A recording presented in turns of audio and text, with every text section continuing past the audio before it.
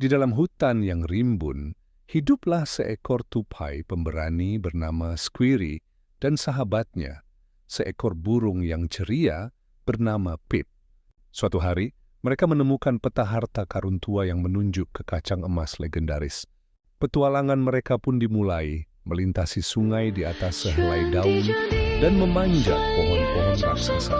Setelah perjalanan yang seru, mereka akhirnya menemukan sebuah kacang biasa, lalu tertawa bersama.